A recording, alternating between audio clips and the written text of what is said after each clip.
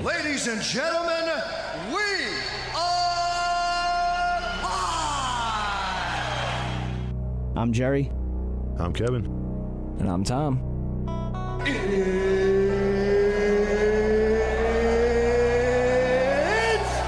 time! Live from the CSB studios in Westbury, New York. It's the Tom and Jerry Sports Show. Featuring co-host Kevin Dolan and the host that's been here since day one, Jerry Napoleonello.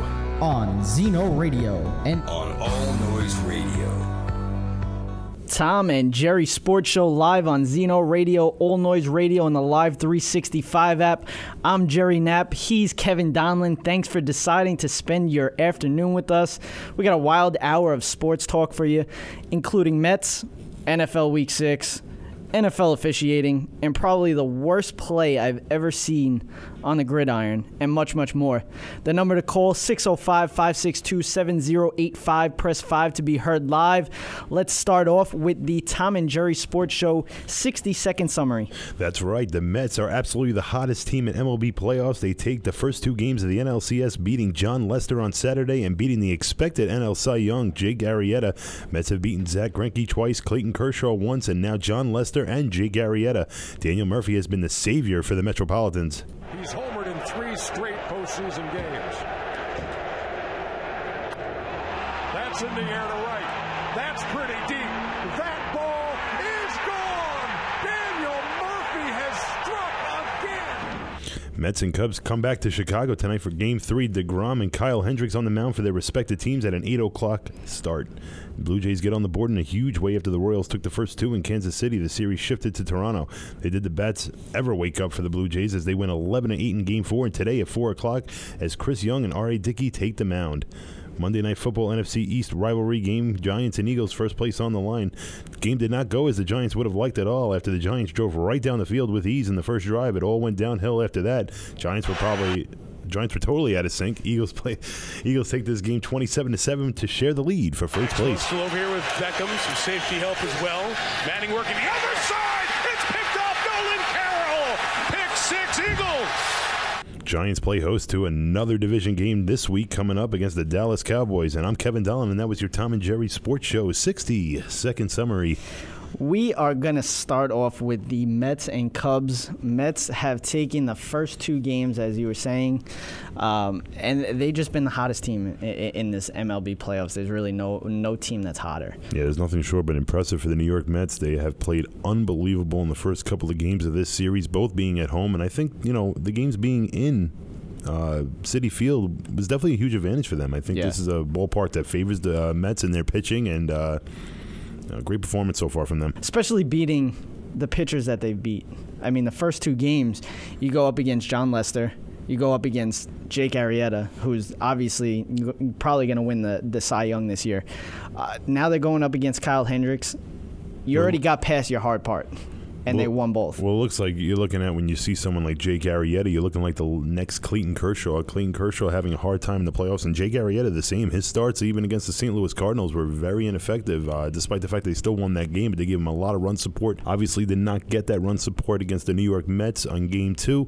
Game moves to Game 3 tonight at 8 o'clock. Mets with a chance to dominate the series. If the Mets win tonight, it's over. I'll be honest. You can possibly even see a sweep. Yeah. 4 in a row for the New York Mets. The Mets playing the best baseball you possibly can. Daniel Murphy has just been nothing short but freakish in this entire series. He has been one hell of a player for the New York Mets.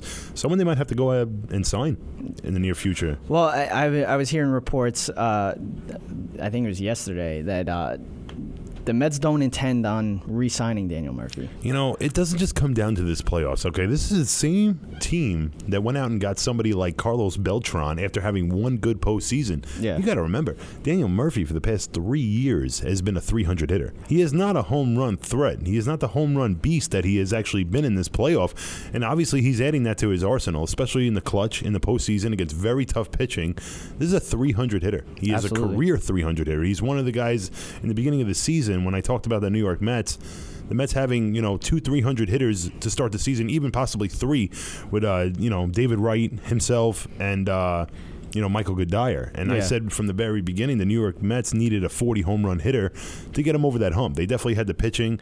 We weren't too sure about their bullpen work. Obviously, they haven't really used too much of their bullpen aside from their dominant closer. But the Mets, when it comes down to it in this series, have played very well. I think that if they go ahead and sign Yoenis Cespedes and do not sign Daniel Murphy, this was definitely I'll give him an F because there's nothing short of that. I think Yoenis Cespedes is a very good ball player. But Daniel Murphy's someone that's a 300 hitter. I know you're not getting the best fielding at second base with him, but fielding is very important in the National League. It's understandable. This guy will definitely make a lot more money coming into the American League, maybe be more of like a DH. But a 300 hitter is your DH spot. Not a lot of American League teams are looking for that. They're looking for home runs. I do see the Yankees going, kicking the tires around for Daniel Murphy. They do need a second baseman. Yeah, they do. They had one too. Yeah, they did. He's a decent play for anybody.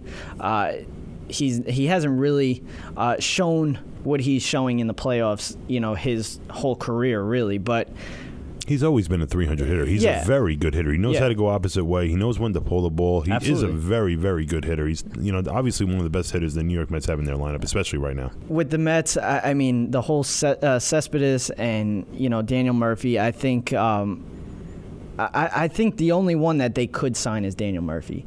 I think he'll give him a discount. But I just don't. I don't see Cespedes coming back. I don't either. But you know what? The New York Mets and their Met fans, there's a good potential that you can get a lot of people going ahead and signing them. So Met fans are definitely going to be calling for it. We'll move on to the Royals and the Blue Jays. This series again, another series went 2-0 with the Royals winning both at home. So this could go the same way that the Mets series is going. The Mets took their first two at home. Royals took their first two at home. Blue Jays won last night, and they won in pretty exciting they're playing in fashion. Toronto. Really. Toronto's a ballpark that's very hitter-friendly, and if there's one thing that Toronto Blue Jays have, it's hitting. Yeah. Their pitching is definitely pretty decent, but I think the edge goes to the Kansas City Royals in that department, despite the fact of the non-effectiveness of Cueto. I think Cueto has probably been one of the worst pickups for them. He was very good with Cincinnati, a very hitter-friendly ballpark team in Cincinnati, and Cueto did a great job. Want to know the difference? Sure. Cincinnati's in the NL. Yeah, it's very true. You're facing a lot of pitchers, a lot of extra strikeouts, and a lot of easier innings, I guess we should say. Absolutely. And that's the thing. And I've always said that. The AL is so much harder to pitch in, no matter what. You already see that, but you think, pitchers have a higher ERA in the AL. The advantage is going towards Johnny Cueto, facing a lot of guys for the first time. It's just he's really been non-effective for them. I feel really bad for Kansas City Royal fans. This was a pickup that they had very high hopes for to get a nice solid 1-2 punch in their starting rotation. There's nothing taken away from their bullpen. They have one of the most. They have probably one of the best bullpen in baseball right now. The Kansas City Royals. Well, yeah. If you look at the playoffs, really, what bullpen really matches up to them? There's really none. Yeah, there's really none. The Mets don't really have a bullpen other than Familia. Yeah. Even Familia's had his troubles, even middle of the season. Yeah. So in the playoffs, he's been outstanding. Yeah, he has been unbelievable. But then you go to the Cubs side. The Cubs really, every team is hoping to get to their bullpen. So, when you're looking at it, Toronto doesn't have a bullpen, really. It was bad enough that people were questioning their starting pitching. Obviously, their lineup is the reason why they're where they are right now, and they showed that last night. It was that was the Blue Jays. That's what they did all year, was hit home runs. That's why they call it the Homer Dome. Mm-hmm. They hit 3 last night: Tulowitzki, Goins, and Josh Donaldson. They were waiting for that. They score 11 runs. But again, that pitching, like I said, they almost blew it. The game ended up being 11-8. At one point, it was 11-4. No, you can't doubt the Kansas City lineup. I think Kansas City has a very effective lineup. I think, I'll be honest, my prediction right here, I think the Kansas City Royals are going to their World Series. I think they'll be taking on the New York Mets. I think this will be a very exciting World Series. There you go. I'm making a prediction on the World Series already. Look at you. Well, I'll be honest. Kansas City's a very good team. I know Toronto got their bats going, but their bats are not going to be going. There's one thing in baseball that doesn't slump. Baseball pitching doesn't slump. Yeah. But hitting always does. Right now you got 11 runs from your production. But when you go to Kansas But City... before that, I mean, the first 2 games in Kansas City... Well, Kansas City's a very non-hitter-friendly ballpark. Yeah. It's a pitcher-friendly. And look what happened. Yeah, exactly. You're going to have a hard time. Kansas City does a great job playing small ball, getting runs that way. And, I'll be honest, they got the edge right there. Yeah, they without do. a doubt. I mean, with the Royals, I mean, with this series, you're in Toronto for the next 2 games because it's it's a 2-3-2 series. So, they got the next 2 games in Toronto. Same thing with the Mets. They got the next 3 games in Chicago. So, this is where if either the Royals or the Mets win at least one in Chicago or Toronto, they got the advantage. Without a doubt. They got the advantage. Well, these are 2 teams that have, I mean, it's funny. Both teams have a similar kind of ballparks, both, pitcher-friendly. And, these 2, they'll definitely match up very well. That'll be an exciting World Series. I think it'll be a close one, too. We're going to move on to the Monday Night Football game. This game was... One word to describe it, ugly. Yeah, I mean, that's probably the best word that you could use. It wasn't a game that you really want to sit there and watch the whole game of. I watched the whole game, but you thought this game was going to be an exciting one. I think a lot of penalties kind of died it down. A lot of drives were completely deaded on because of penalties, and a lot of drives survived because of penalties. A lot of stupid penalties from both teams. Even I think Bradford looked like garbage, despite the fact that they won that game. I think Eli looked like garbage. Well, they were handing the ball back to the New York Giants. Giants were handing the ball, and the Giants do not turn the ball over as much as they were. I mean, 3 turnovers in the first half. With the Giants, I mean, they were talking about the first 2 drives, Eli going 10 for 10. I don't think he passed it over 5 yards, though. Yeah, I mean that was basically. But he also did find 5 different receivers in the process. Yeah, so absolutely. He does spread the ball really well. Makes it very difficult to defend. But for the New York Giants, that offense slowed down a lot. I think turnovers really took down their vibe. I think they started to play a careful kind of pace, and because they were playing a quick pace. They were. And they have been playing a quick pace all year long. And then they slowed it down big time. It's shown that they're better off going with the hurry up and the tempo type offense. If it works, don't. Yeah, exactly, and that's broken. Don't fix it. You know what I mean? That's what they decided to do. That's what Eli works well with. With that quick offense. And once again, I mean, you heard John Gruden talk about it, and Mike Tirico. I mean, they were talking about it all to the pregame and throughout the whole time. The New York Giants, it's an obvious problem right now. They have no pass rush. Yeah, they have no. They're not pressuring any quarterback in the NFL. They made Colin Kaepernick look like Joe Montana. Yeah. I mean, he really did whatever he wanted to. The Giants obviously with a late game touchdown to win that game. Great job by them.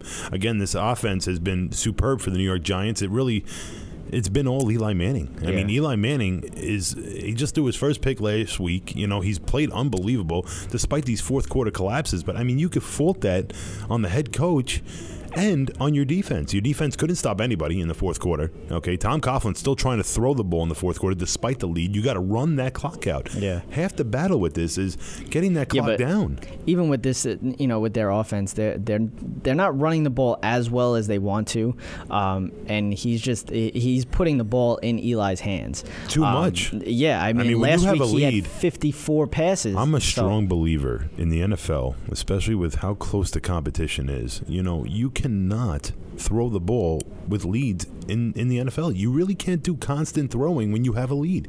Okay, I can understand you trying to pull away and understand, but you know what? You can look this up all you want.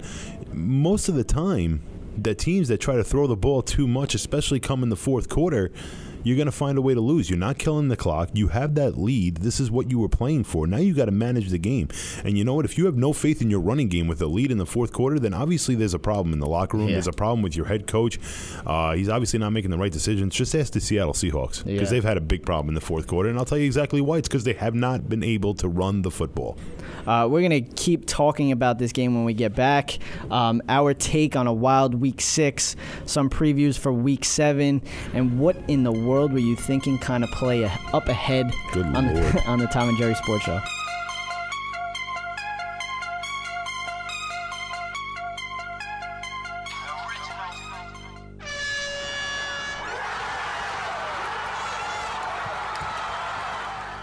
Do you have sports opinions? Or do you want to start your own sports debate? Then Overtime is right for you. Overtime is an app for sports lovers made by sports lovers. This is the best place to talk about sports. Overtime is available at the iTunes App Store.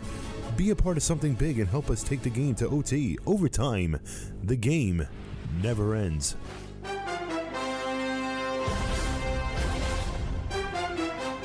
Follow the NFL this season on the Tom and Jerry Sports Show.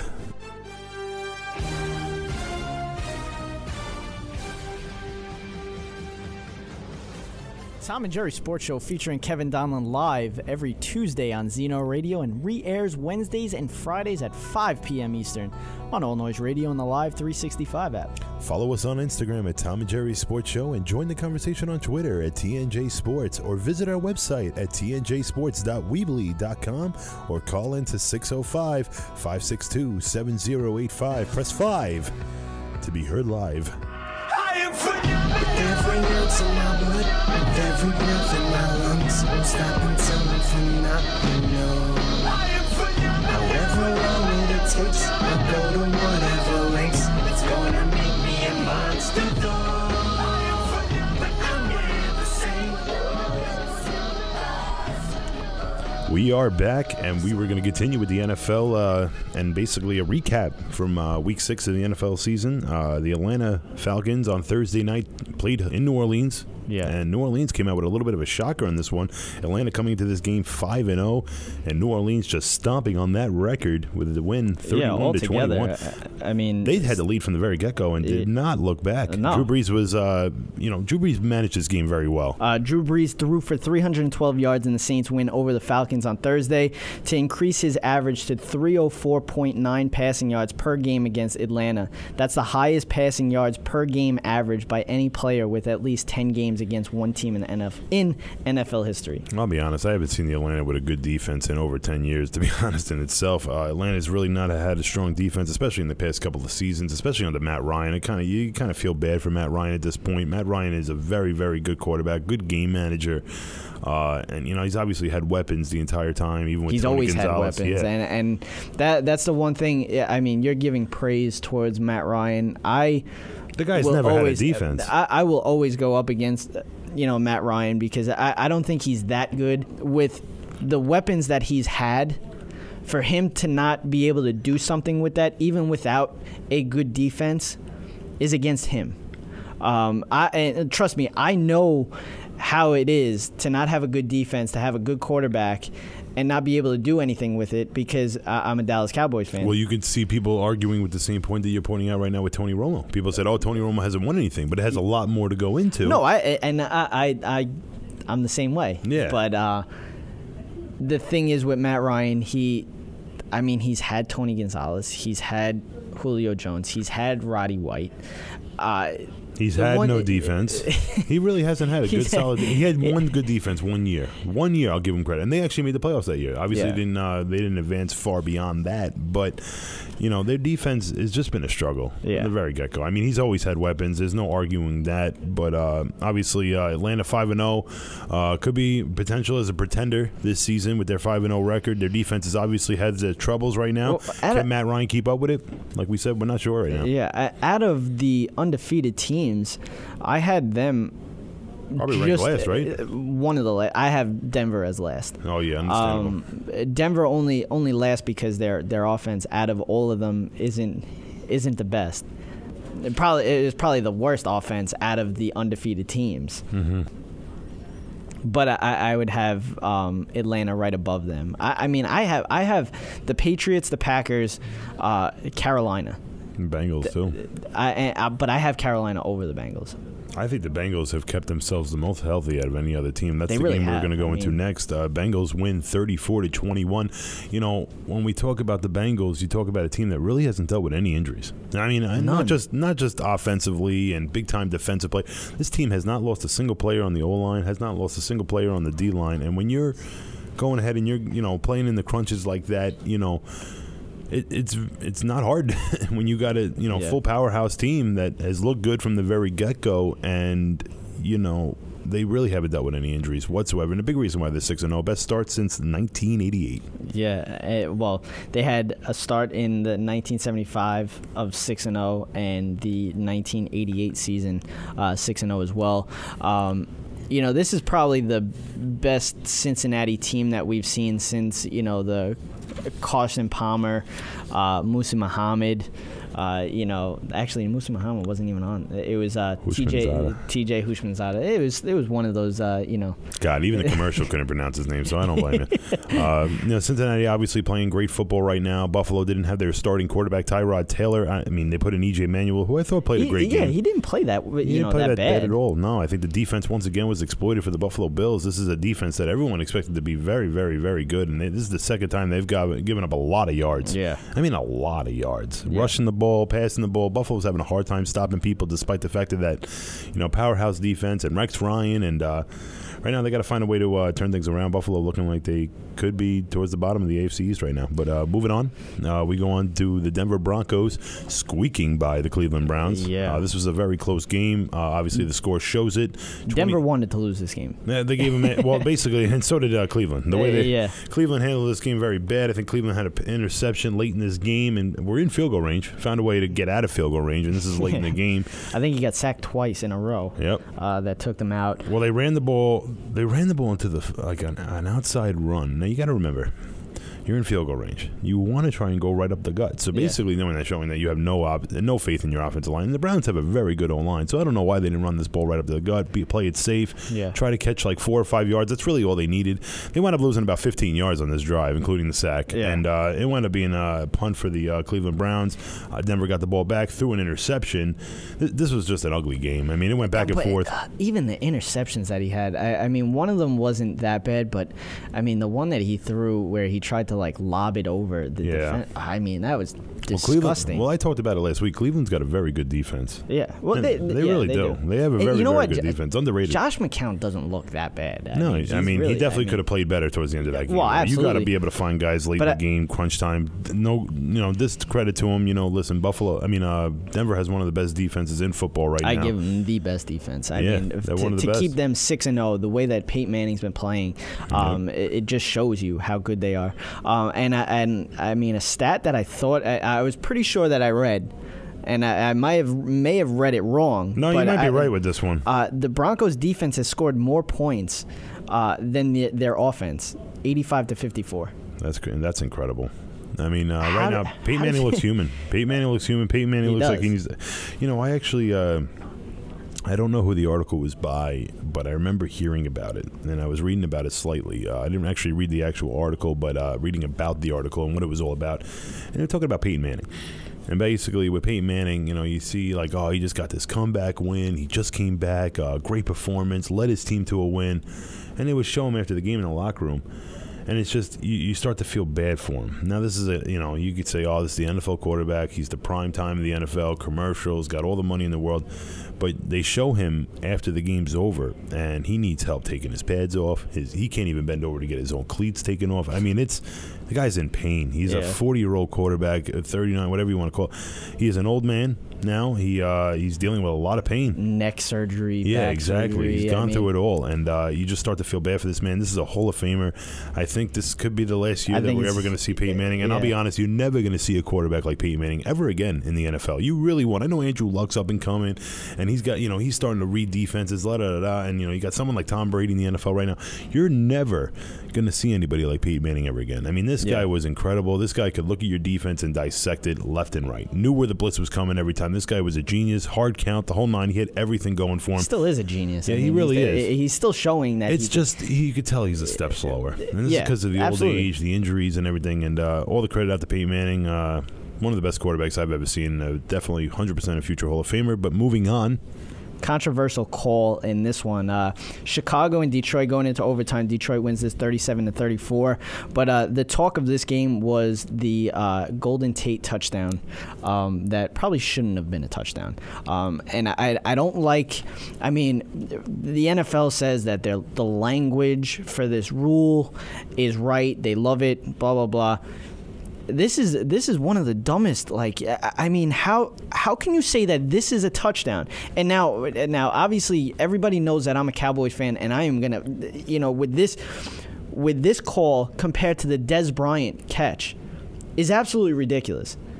Dez Bryant actually had possession of the ball, went into the end zone. Golden Tate lost possession of this ball right away. Well, this should be an interception. Well, what happened was Dez Bryant over the goal line when he caught that ball? He wasn't over the goal line. He had to get over the goal line. He had to get over. So he was a runner. He reached over. And then he lost possession. He reached over. The ball kind of was in his arm, and as he hit the ground, it kind of like popped up, and it landed on his chest. It really doesn't matter if you want to call it a catch and knock down at the 1 yard line. I'm fine with that. They're talking about him catching the ball, acting like a runner, and then getting over the goal line, and then losing possession. Yeah. Which, I'll be honest, to this second, but they didn't even call it a catch. I know. That would be a fumble. To this second, Dez Bryant was a touchdown. I don't care how you rewrite the rule and left and right, and I understand because I watched that play over 100 times. I mean, between ESPN and NFL Network, it was coming on left and right, and that was a touchdown because you have to act like you have to give Dez Bryant the option of being a runner, just like they gave. I think the rule is correct. I think the way it is correct. I think the way they called that was correct because he caught the ball prior to the goal line, crossed with possession, and then lost possession after. Yeah, but the thing that I don't like about this rule is why is, say, a running back to a wide receiver different? Well, it's not if you're going over the goal line. That's what the thing was Golden Tate was. I understand that. But Dez Bryant should have been a touchdown. But now if he would have caught that ball in the end zone and lost possession of the ball, it's no catch. But that was very quick. Come on. Like, this is what I'm talking about. But like, that was very quick. How can that be different?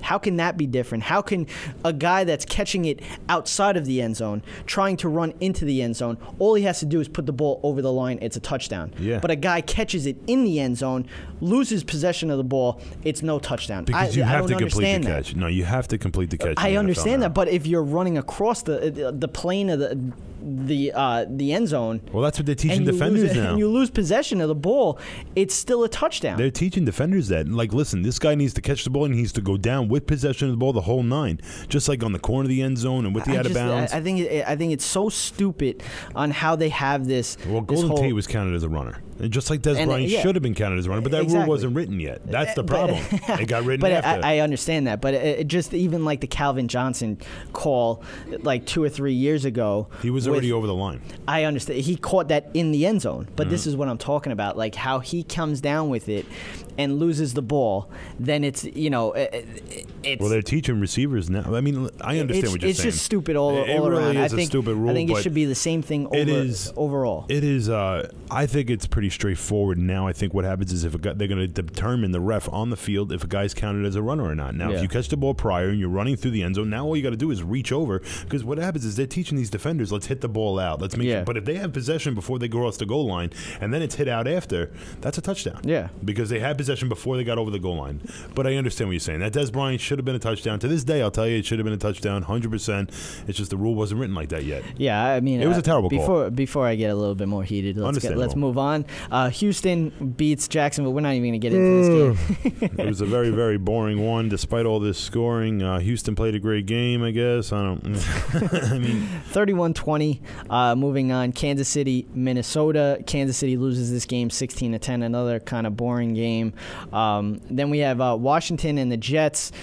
Jets win this game 34-20. New York has outscored opponents 34-0 in the third quarter of the season. Meanwhile, Washington has been outscored 46-3 in the third quarter. Well, it looks like Todd Bowles has his team pumped up coming out of halftime in a lot of games this season. The New York Jets playing really good football. I think they really have a complete team right now. I think Ryan Fitzpatrick's playing the game of his life. He's using his legs now. He's becoming dimensional, making it very easy for this offensive line to work.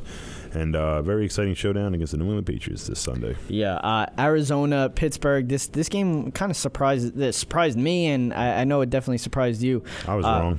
Pittsburgh wins this 25-13. I mean, it just looked like Arizona kept moving the ball, and then all of a sudden they were ending up with nothing. I mean, I can't even explain to you what was going on. Tip your hat to Pittsburgh. Played a great game. Martavis Bryant, very explosive on that one big touchdown. Basically put that game in the lock right there. He came back. He came back with a vengeance, too. Very good play by him. And Landry Jones looked very, very good. Miami wins their game 38-10. Campbell's first win as a head that was coach. good. I thought it was awesome. I thought Miami would come out and try to play for this team and basically play for their new head coach, and they certainly did. They played a great game, full-around game, defensively, offensively, a great performance, and finally, Lamar Miller, back to earth. Yeah, I know, of course. Well, not even back to earth, back to getting some carries is Yeah. more like it. He wasn't getting any carries. Very, very stupid on the old head coach. After I obviously, dropped this him. is why you got fired. Carolina, Seattle, probably the best game of the week. Called Carolina, this one. Carolina wins this 27-23. We both picked Carolina, actually. Carolina is 5-0 for the second time in franchise history. The previous year was 2003 when the Panthers went 11-5 and reached the Super Bowl again. Right now, they look like they have a complete team, too. Yeah. I think with the way Cam Newton's been playing, he's been managing the game very well. Their defense is definitely a top 5 defense in the NFL right now, without a doubt.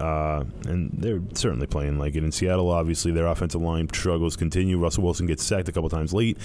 But like I talked about, I mean, the Seattle Seahawks, why are you throwing the football with the lead in the fourth quarter? And this is not the first time this season. I think right now, the head coach, Pete Carroll, I mean, he has a very, very talented team.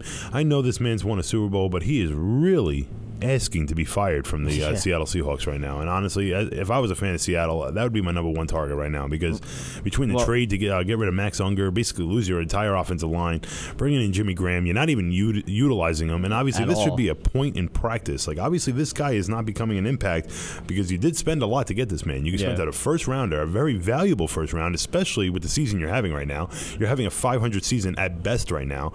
And this could be a midway first round pick that you're giving, the New Orleans Saints right now, on top of the fact that you gave him a first-round pick already, in which they were able to get someone very, very decent for him. And, you got Max Unger out of the deal. So right now, this is a Pro Bowl center. And you're struggling on your offensive line. Pete Carroll and obviously Seattle in a lot of trouble, especially with the way Arizona's playing. And St. Louis actually up and coming, too. Seattle, obviously, it's well known that their strength of their team is their defense. And in the fourth quarter, their defense has been absolutely nothing. Well, they've been put in terrible situations. Well, These are games absolutely. that their offense should be staying on the field and finding ways running to win the game. ball. Yeah. I mean, you have Marshawn Lynch. There was Why aren't you running the There ball? was 3 minutes and 30 seconds left in that game. They had possession of the football with a 4-point lead. Now you're talking about your team needs to now give up, not give up a touchdown or a 3-point lead. I'm sorry, correction. They had a 3-point lead. And your offense is on the field. You have to get a first down there. That is your goal. And if I can understand running it first and second down, passing it on third. I saw them pass it 3 times. 3 times I saw them pass it. 2 of them being incomplete. You're stopping the clock for the Carolina Panthers, who had a hard time moving the ball all game long. But you know what? You give a team 2 minutes and 30 seconds and 2 timeouts because you decided to not basically have them use any of these timeouts. Terrible performance by Pete Carroll. Terrible play calling. He really is asking to be fired right now. The crazy stat of this is Seattle has been outscored 61-27 in fourth quarter and overtime, and 40-3 the past 3 games in the fourth quarter. Good Lord. So I mean that's crazy. Cam Newton's playing at a high level right now for the Panthers. But moving on, San Diego, Green Bay. Green Bay wins this 27-20. Then Baltimore, San Francisco, 25-20 San Francisco, and New England 34 over Indianapolis 27. When we get back from the break, we're going to get into this horrendous call. But picks and predictions, locks and upsets. And, man, we got some good games coming up this week. Great division games. We'll let you know what you need to know about them next. Tom and Jerry Sports Show.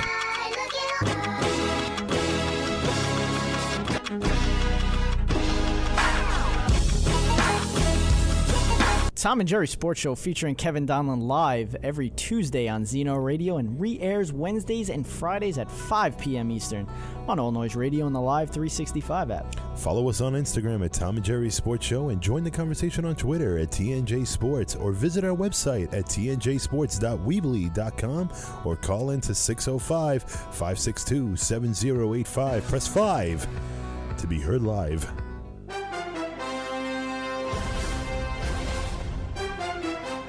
Follow the NFL this season on the Tom and Jerry Sports Show.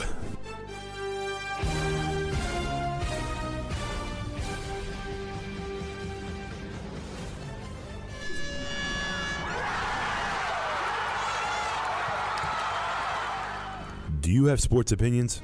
Or do you want to start your own sports debate? Then Overtime is right for you. Overtime is an app for sports lovers made by sports lovers. This is the best place to talk about sports. Overtime is available at the iTunes App Store. Be a part of something big and help us take the game to OT. Overtime. The game never ends.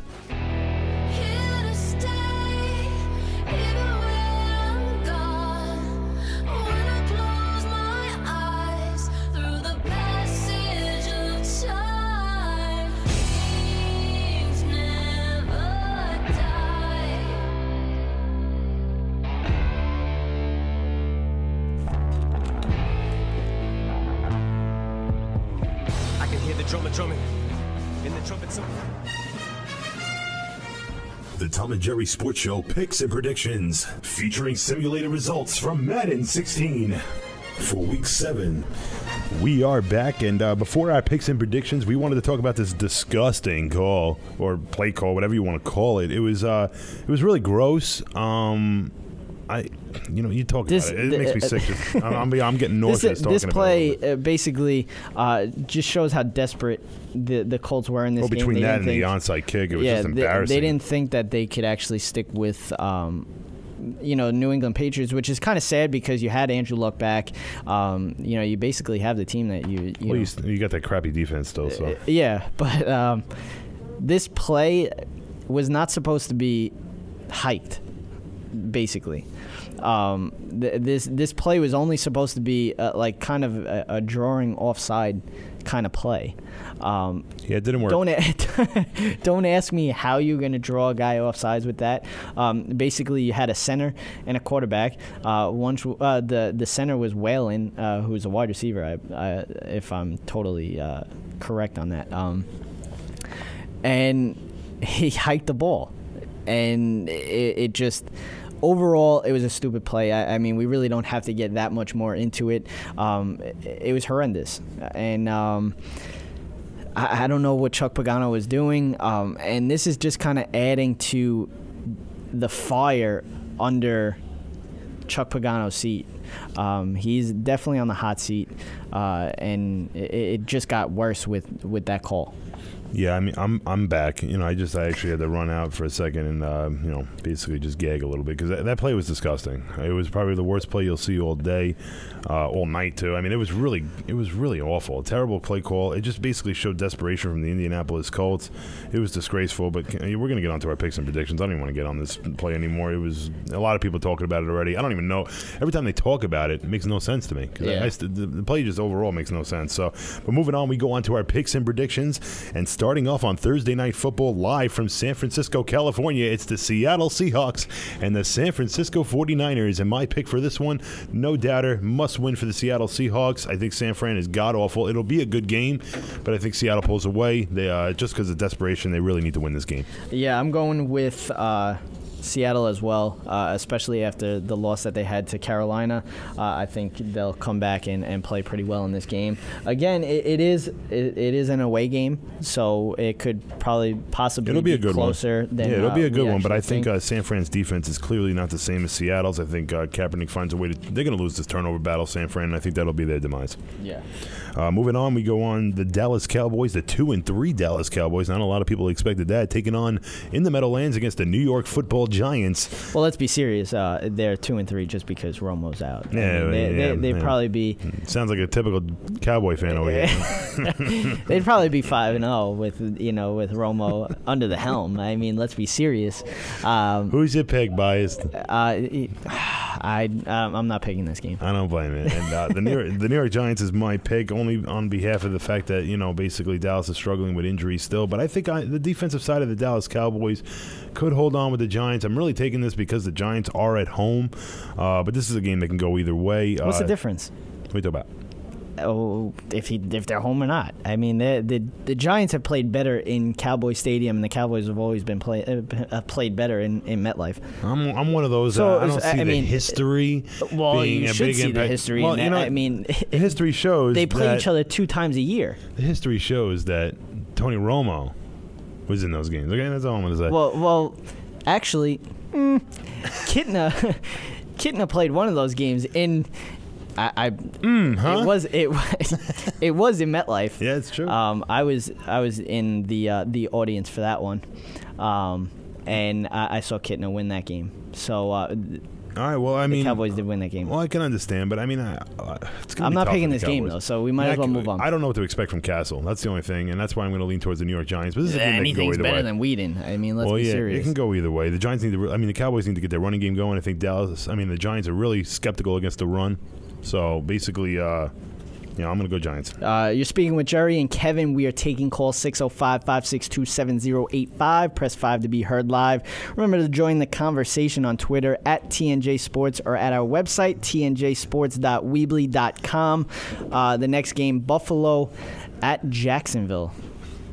All right, and who's your pick for this one? I got to go Buffalo. I mean, I'm going to agree with you. I don't know if Tyrod Taylor is going to be back. But I think either way they beat Jacksonville. Yeah, you think so? Yeah. I think Buffalo the same way. I think Jacksonville is just god awful. I think Blake Bortles, he's been like the one bright spot for them. I think he's going to be a good quarterback in the NFL. Jacksonville's defense obviously a big struggle, and I think Buffalo's defense being superior to them, I think that's what gives them the edge. This show will be on iTunes, so be sure to go subscribe to us, download the podcast, and listen to us on your iPod, iPad, phone, or computer, whatever you would like. Anything, yes. Yeah, basically. Minnesota visiting Detroit, and Minnesota.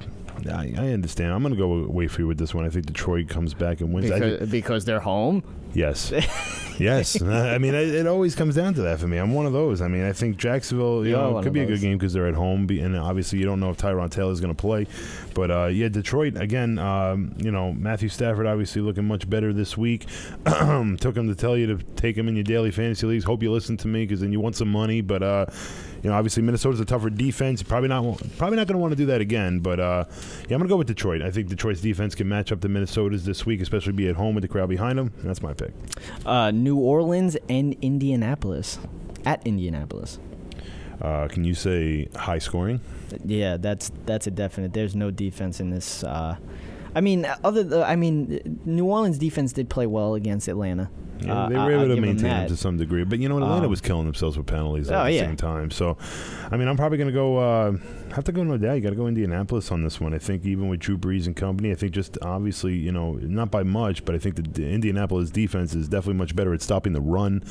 I don't know if they're going to be able to stop Drew Brees, so it won't be the easiest game in the world. I think Indianapolis, again, being at home could be a big advantage for them. I'm going to go with Indianapolis in this one. More important game, too, for them. Yeah, I'm going New Orleans. I don't blame you. Indianapolis looked desperate even against New England. It was bad. It looked like they couldn't stop the pass. They knew they weren't going to stop the pass, and obviously they might not be able to do that with Drew Brees either. Yeah, I think there's just a lot going on right now with the Indianapolis Colts, especially with Chuck Pagano. It is a big game for the Indianapolis Colts, but New Orleans can really get themselves closer in this division race at least.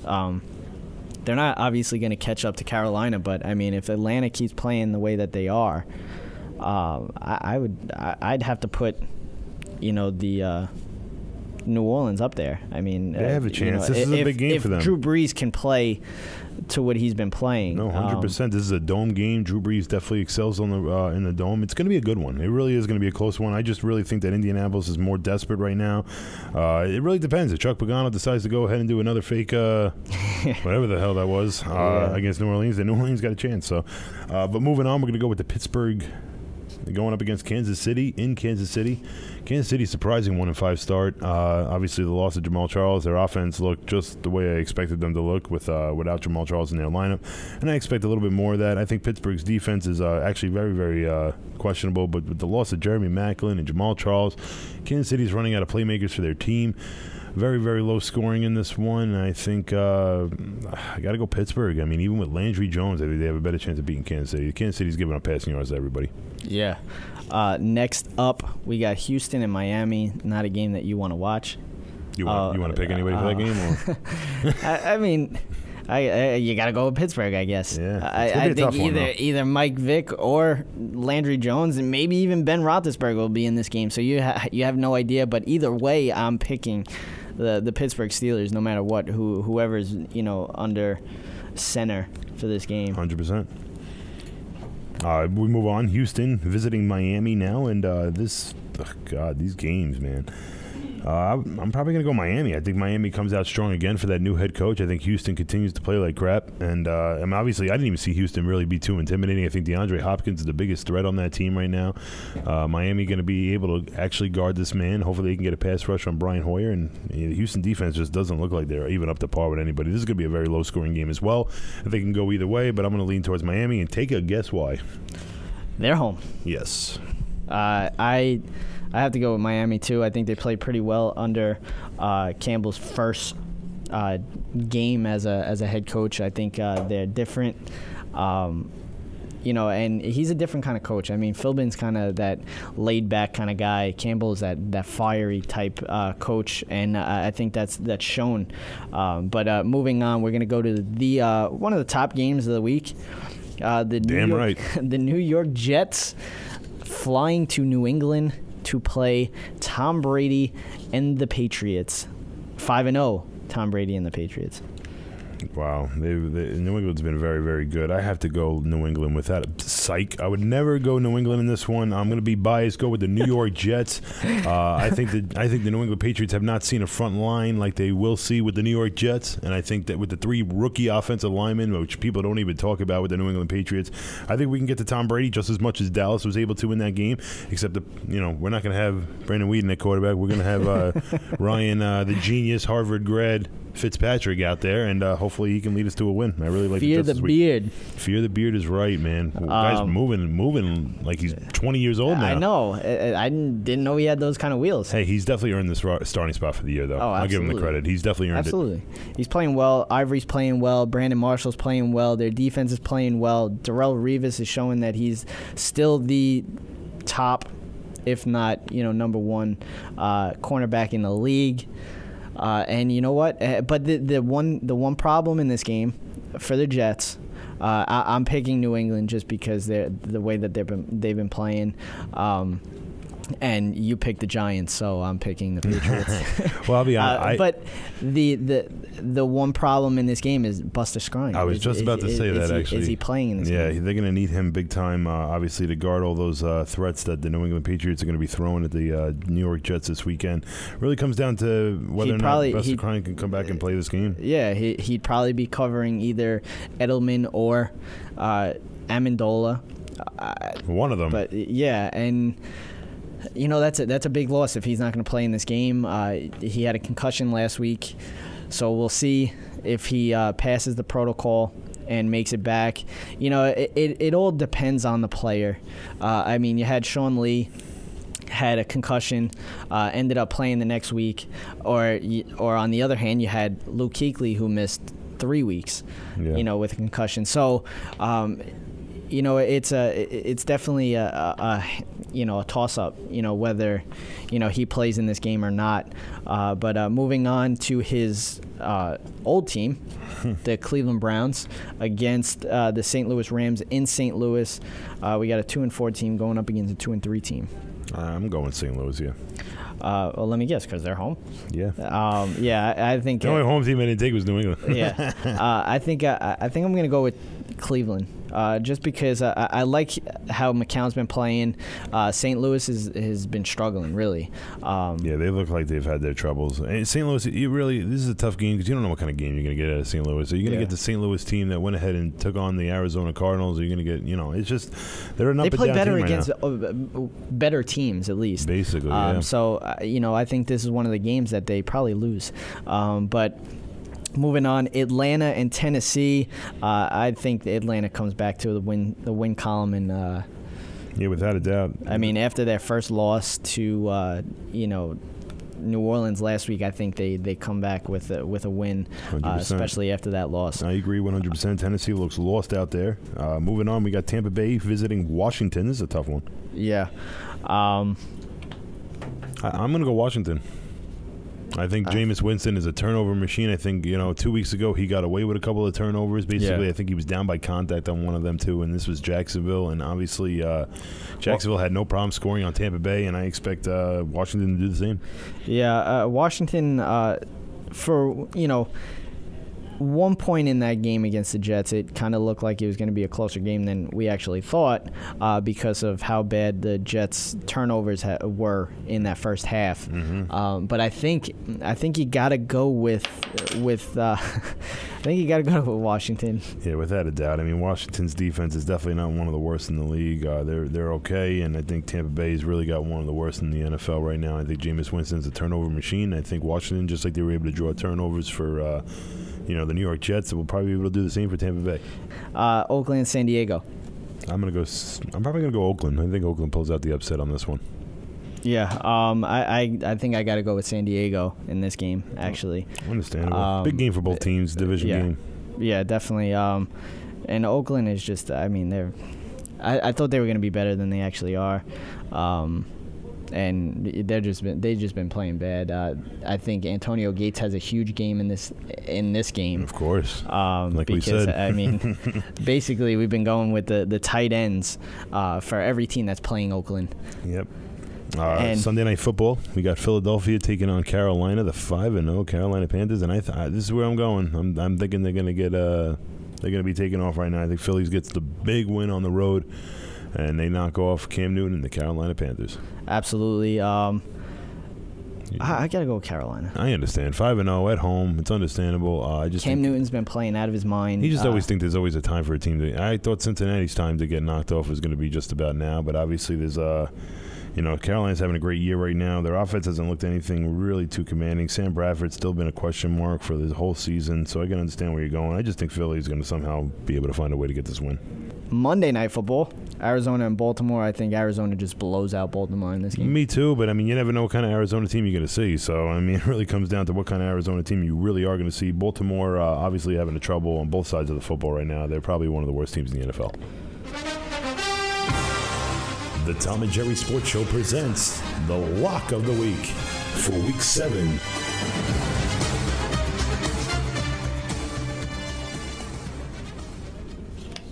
Who's your lock of the week? My lock of the week, I think I'm going to go with... Oh, man. This is tough. I think I'm going to go with Arizona. There's a lot of tough games. I can understand your Arizona pick. My lock of the week, I probably have to go... Wow, man, this really is a tough week. I'm going to go St. Louis. I think St. Louis comes out strong at home. I think their defense is clearly superior to Cleveland. St. Louis, boom, lock of the week. Lock it up.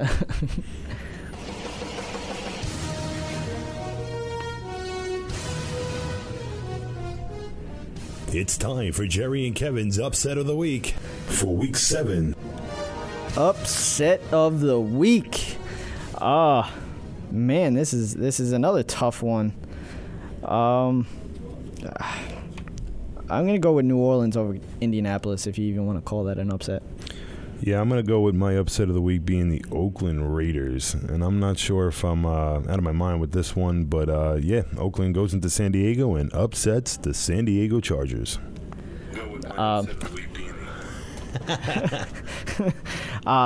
Everyone's favorite Fantasy 14 and what you need to know when trying to set up your starting lineups or even your or even your daily fantasy lineup. Also have an update on the FanDuel and DraftKings fiasco up next.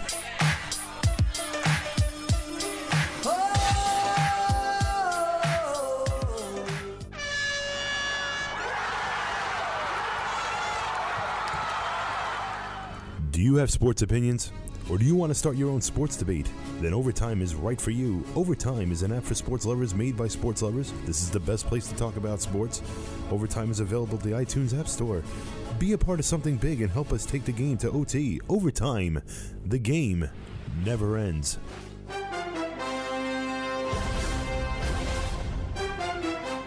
Follow the NFL this season on the Tom and Jerry Sports Show.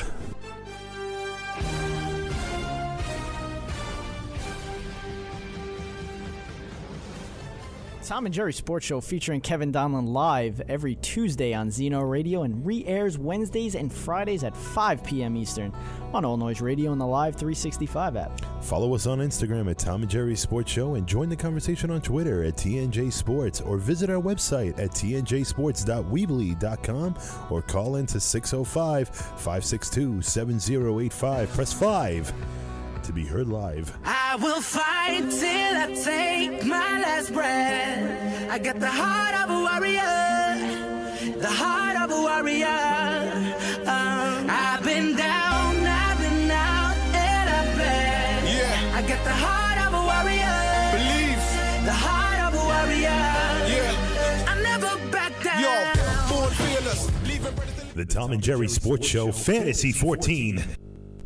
We are back, and it's the Fantasy 14, your favorite time of the show, and we're gonna go right into daily fantasy leagues, right? Yeah, I think we should really go into what. Well, first let's talk about this this story with. Well, yeah. Speaking of the daily fantasy leagues, DraftKings obviously a big problem going on with the an employee from DraftKings putting in a roster for FanDuel.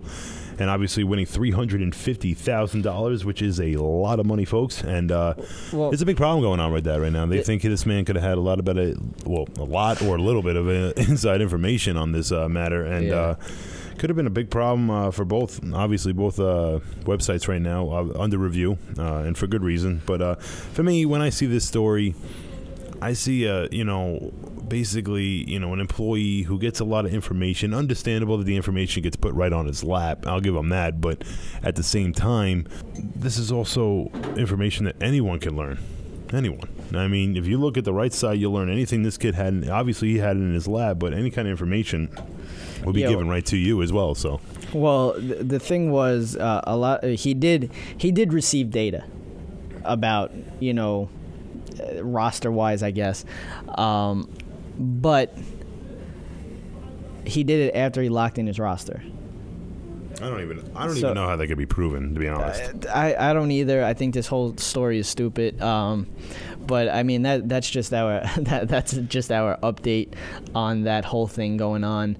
But I mean the guy did win $350,000. Yeah, it's a lot of money, man. That's a year. That's a lot of people's 2 or 3 years full of paychecks. So so obviously a big problem there. Let's go on to daily fantasy lineup. We'll do one every week. Kevin's gonna show his, I'll show mine, and we'll give reasoning why we're taking these guys.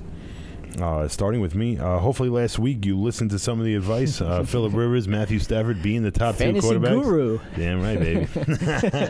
But going down to this week, we're going to go with Russell Wilson on Thursday night. I think you get that quarterback in there right away. I think San Fran's probably one of the worst defenses, one of the worst secondaries in football. And him being obviously $6,500, not too expensive for someone like Wilson. I know his offensive line has had troubles, but the only person that's had more trouble than their O-line has been the pass rush, basically, for the San Francisco 49ers. I think Russell Wilson puts up a big game, 3-touchdown performance. Who you going with quarterback? My quarterback's Carson Palmer. I mean, they're going up against Baltimore. Everybody against Baltimore has been pretty 100%, I agree. Pretty disgusting, I agree, putting up points.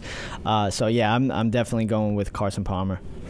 My running back number one, I'm going to go with Adrian Peterson. Good matchup against Detroit. Obviously a slow week for him last week. This is not the best pick if you're looking for PPR help, but I think Adrian Peterson, for his price, I think he has a big game against Detroit. Minnesota obviously going to lead on that running game. Detroit, clearly can't stop anybody right now. Obviously, even their own running back, Amir Abdullah, who everyone else has stopped. So, Detroit having their troubles right now on the defensive side, and there you go, EP, my running back number one. Before we get to that, we're going to go to the line. Again, we got Matt from Sayville. What's going on, Matt? Okay, I guess not. This is ridiculous, but we are going to move on to my running back. I got Devontae Freeman. This guy has been nothing short of amazing the last 3 weeks, I guess you could say. They are going up against Tennessee. I think they're the 28th ranked defense for rushing defense. I think I'm going to go with Devontae Freeman. I think he's going to have a big day, especially that Atlanta coming off a loss to New Orleans. I think they came back to life and I think they run it into the end zone a couple of times. 100%. I actually had Devontae Freeman in before I switched it over to AP. I think Freeman's definitely a good pick, especially in PPR. Moving on to running back number 2, and I'm going no doubt Chris Ivory. Chris Ivory, okay. My second running back, I'm going with Todd Gurley. They're going up against Cleveland. His first 2 games have been, pretty amazing too. Well, that's actually not bad if you want to go with like an Ivory Todd Gurley kind of a matchup. Yeah. Save some money, go up. Todd Gurley on DraftKings is $5,000. Mm-hmm. And so, 5,800 for Chris Ivory. So that's two solid running backs that you can get. PPR and the whole 9. Wide receiver.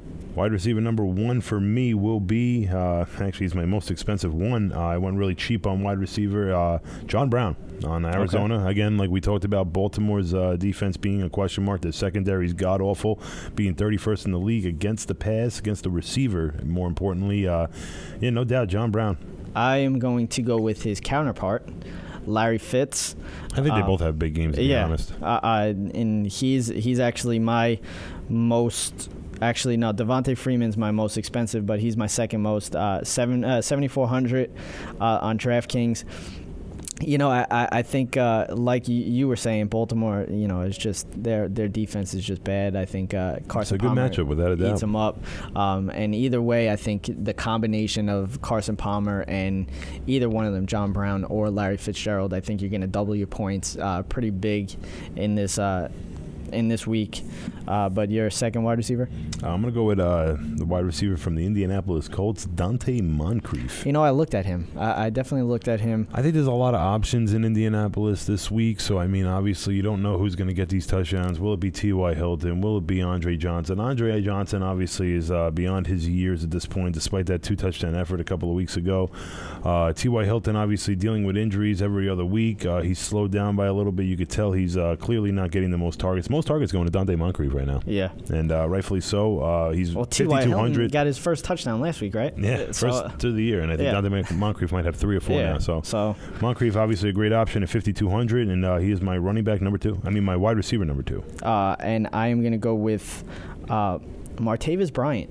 After last week, to show what he did, I think he's back. He's ready to play. There you go. That's my wide receiver number 3. He's my cheapest option at the wide receiver, 4,700. Yeah, exactly. It's 4,700. So I think he has a big day. 100%. So, I'm definitely going with Martavis Bryant. Chiefs, obviously one of the worst secondaries in football, and a great matchup. So you already gave your third, so I'm going to give my third. Jarvis Landry. Nice, good play. I think he does well against Houston's defense. Houston's defense has been... their secondary has been awful. Yeah. I think Miami will find a way to get him the ball. They're decimated with injuries. He's been like their only playmaker. They actually just brought, what's his name, the star of Hard Knocks, Charles something. The cornerback that they ended up releasing in the beginning of, at the end of the they series. Had no choice. They obviously have gotten no good production out of that. They definitely have a lot of injuries, but you're going to go with your tight end. Yeah, I think we both have the same tight end here. It's been the thing I've been working with all year. I think Oakland's one of the worst secondaries when it comes to passing it to the tight end. Antonio Gates, 5,000. You got to go with it. I know you got a week where you got you do have Gronkowski. He is going up against the Jets defense. Not the best matchup ever. You can go with him. He's probably going to do, he's going to be effective no matter what. But right now, Antonio Gates against Oakland just seems too good to be true. Yeah, I'm actually going to use Antonio Gates as my flex. My tight end, I'm going to go with Benjamin Watson. I can see where you're going. I think he's a solid good play matchup against the Indianapolis Colts. Mm-hmm. They're going to need to use him. Yeah, and I think that's a great play for anybody going with a tight end that wants a cheap tight end. He's 3,300. Yeah, that's not bad at all. That's a very cheap play, yep. And you could go big with one or two if you go with him. Obviously, you got your flex in. I'm going to go with my flex. I'm going to go with Latavius Murray against San Diego. I think Oakland, this could be a game where it's going to be back and forth. I don't think any team's going to be blowing any other team out of the water. I think Latavius Murray gets his carries, plenty of them as well. Obviously, they've been talking about Roy Halou stealing carries from him because of a couple of fumbles. I think that gets died down. I think Latavius Murray breaks out a big run and holds on to the starting job. Yeah, and defense. I'm going to go with the Cardinals. Going against good Baltimore, man. Baltimore's really Yeah, score. I like Arizona as well, but I'm going to go with Buffalo. Buffalo going up against Jacksonville. Mm-hmm. Blake Bortles. I mean, I was hearing that he was hurt, and it's just I'm going with Buffalo. I'm just gonna go with Arizona, the home team. I've never been a fan of taking defenses on the road, even on my standard leagues and year-long leagues, not daily leagues as well. In particular, I actually for a couple of seasons when I decided to go with a different defense every week for a standard league, and every time it was a defense at home. Really? Yeah, I mean, I think that's the way to go. You have the crowd behind you. I think it's definitely an advantage every single time, and it's a big reason why I'm a home team picker when it comes to even the NFL. The competition's so close, every little thing counts. Definitely. We're going to do a little start 'em, sit 'em. Obviously, we like the starts that we put in, but we're going to add a couple to talk about at quarterback. As we said, Carson Palmer's a good play. You said Russell Wilson. That's also a good play. Eli Manning could be a good play against the Cowboys. Even Matt Castle. I mean, if you want to take the risk with Matt Castle and what you're going to get out of the performance, I told you, the Giants are getting no pass rush on anybody. Obviously, one of the best offensive lines of football in Dallas. Matt Castle's poised to have a great game, and for a very cheap option, you could definitely go with him. Matt Ryan. I'll definitely give you a start on him. One of them, I'm going to tell you to sit him right away. I think Phillip Rivers. I think this is obviously he was a must start last week, but now he's going for the same money as Russell Wilson. I mean, you take your pick there. I'm going to go Russell Wilson all day with the matchup. Sit him for me is definitely Joe Flacco going up against Arizona's defense. Absolutely, and even Matt Stafford. Stafford as well. Obviously, Rivers and Stafford being the top two quarterbacks to go with this week. Blake Bortles, another great quarterback all year long, even a top 5 fantasy quarterback all year. You bench him as well. Buffalo matchup is not fun. Neither is Minnesota with Stafford. You got a sleeper? Sleeper, yeah, like I said, Castle. Okay, Castle's going to be the one to go with. My sleeper is Nick Foles up against Cleveland's defense. So that's definitely a good play. Running back. Sit him right away, I think. Obviously, he's a very dynamic player, and with Landry Jones being in there, I think they're going to really try to go to him a lot. But for his money, I don't know if he's going to be worth it. It will be Le'Veon Bell. I think Kansas City's got a great front. If anything, Kansas City can't guard the pass. So you might want to go with receivers in Pittsburgh, despite the fact that Landry Jones being in the game. He looked pretty well last time. Le'Veon Bell has a hard time breaking any big runs this game. Obviously, might catch a pass or two out of the backfield. He'll still finish with 15 to 20 points. He always does.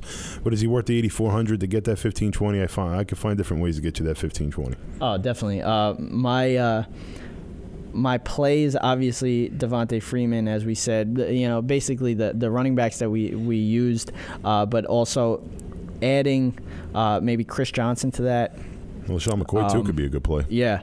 Definitely LaShawn McCoy. I was going to say that. It's going to be the cheapest you can get LaShawn McCoy all year, I think. Jacksonville matchup's a very good matchup. That might be someone to go in that range like we were talking about with Gurley and Chris Ivory. I mean, if you want to do a DraftKings with those 3 running backs, Ivory, McCoy, and Gurley, you might be looking good, and you might be able to save some money and get some, put a Martavius Bryant in there, and you get yourself 2 top wide receivers in the process. Your sleeper?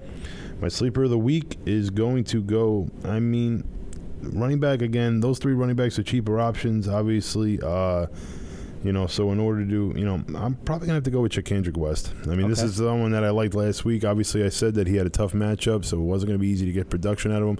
I don't know if he's gonna be in the doghouse, so it's a little bit of a risk. But for his money at 4,200, you got to go with him against a Pittsburgh defense that's been powerful. For my sleeper, I definitely like Christine Michael. He will be starting for the Dallas Cowboys. You heard it here first. He'll be starting for the Dallas Cowboys. He got first team reps yesterday in practice, and I've heard a lot of him starting. So definitely maybe go out and try to start him. DeMarco Murray had a big day against the Giants yesterday, and DeMarco Murray hasn't had a big day at all this season. So that's definitely a good play. He had 100 yards yesterday. So look at that. Look at Christine Michael, definitely. Wide receiver. Wide receiver, I think the biggest lock this week will be Brandon Marshall. I think Marshall has been dominating all the corners he's been playing all year. I don't think New England has any cornerbacks that will be able to handle him. Obviously, losing Darrelle Revis and Brandon Browner in the offseason. They're obviously on their third string cornerback. They've been getting dissected by all these teams in the NFL all year. I think Marshall is a safe play. He's going 100 less than Antonio Brown, obviously against that secondary. I think either one of them is safe picks. Julio Jones, DeAndre Hopkins. Yep, all good plays. And Antonio Brown. This is what we were talking about when we said last week, obviously, the big-time wide receivers were struggling to get points last week. This week, it could be a much different story. You might want to go with some of those running backs like we talked about and go ahead and put some of these big-name wide receivers in the process. I like, for my sleeper, Willie Snead. Willie Snead is the deep sleeper? Yeah. And when it comes to sleeper, I mean, a lot of guys like I even talked about, Martavius Bryant and Dante Moncrief, these are cheaper options.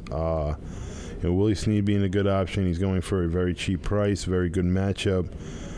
You can go with this guy Diggs from Minnesota. I mean, he's playing Detroit. Detroit's secondary, obviously, we talked about, not very effective. Same reason why I liked Adrian Peterson. Diggs, obviously, 130 yards on about 8 receptions. PPR and DraftKings, obviously, being 1 point per. If this guy's going to be targeted that much in the passing game, touchdown added to that might be a very good week. And for 4,200, you can't beat it. Travis Kelce, I think, is a good play at tight end. I think he comes back to what he did in the first week. Well, yeah, understandable against Pittsburgh, against secondary that's been questionable. Obviously, against obviously them losing Macklin and Jamal Charles. There's a lot of potential for Travis Kelce. A very good play this week. I like Kyle Rudolph. I'm going to go with same thing as I like Greg Olsen too. Yeah, I'm going to go with Kyle Rudolph as the sleeper for me. I think he's a very, very cheap option. Detroit, very, very good. I'm kidding. They're very, very bad against the pass. Same reason why I like someone like Diggs. I think, and obviously Rudolph being the main goal line guy. Yeah, definitely. But sleeper for defense. The sleeper for defense, I think. It's tough. I'm going to go with the Redskins against Tampa Bay. The 2,500 is a very, very cheap price you can get on your defense. And obviously, like I said, Winston's had a hard time, protecting the ball. Obviously, Tampa Bay's turned the ball over a lot this season so far. Washington being at home could be a big advantage for them. And, 100% sleeper of the day. I would look at St. Louis's defense, maybe. Being at home, 100%. I can agree. You know what? I'm going to go with... I'll go with Minnesota's defense. Yeah, Minnesota's been very, very effective. They're really one of the most underrated defenses in football this year. No one really realizes that. They're on the road against Detroit. Obviously, Matt Stafford's been a turnover machine himself. So, very good pick, good sleeper. Before we end it, we got a Tom and Jerry Sports Show 60-second summary. Mets take the first 2 games in Citi Field behind the arms of Matt Harvey in Game 1 and Noah Syndergaard in Game 2, but the constant hero has been Daniel Murphy. Through 7 postseason games this year, he's batting .357 with 5 home runs and 8 RBIs and homered in 4 consecutive games. Game 3 is tonight at 8 o'clock Eastern in Chicago, with the Cubs putting Kyle Hendricks on the mound with a 5.79 ERA, and Mets have Jacob DeGrom going with 2-0 record and a 1.38 ERA. After the Royals took Game 1 and Game 2 in the series shifted to Toronto last night. For the Toronto, it was good to be home. Blue Jays bats exploded with 3 home runs from Tulowitzki, Goins, and Donaldson and put up 11 runs to win 11-8. Game 4 is today at 4 o'clock Eastern in Toronto, with Chris Young going for Kansas City with an ERA of 2.25 and R.A. Dickey going for the Toronto Blue Jays with a 1.93 ERA. Monday Night Football, Giants-Eagles NFC East showdown started off really well for the Giants after driving right down the field, making it look easy, ending with Eli hitting Odell on a slant for a touchdown. After that, the wheels fell off. All Eagles for the rest of the game. Eli throws 2 interceptions. One went back to the house. Eagles win 27-7 to share the lead with the Giants on top of the NFC East, with the Giants playing Dallas next week. And I'm Jerry Napoleonello, and that was your Tom and Jerry Sports Show 60-second summary. That will do it for the Tom and Jerry Sports Show as well. Thank you for listening. I am Jerry. I'm Kevin. Be breezy.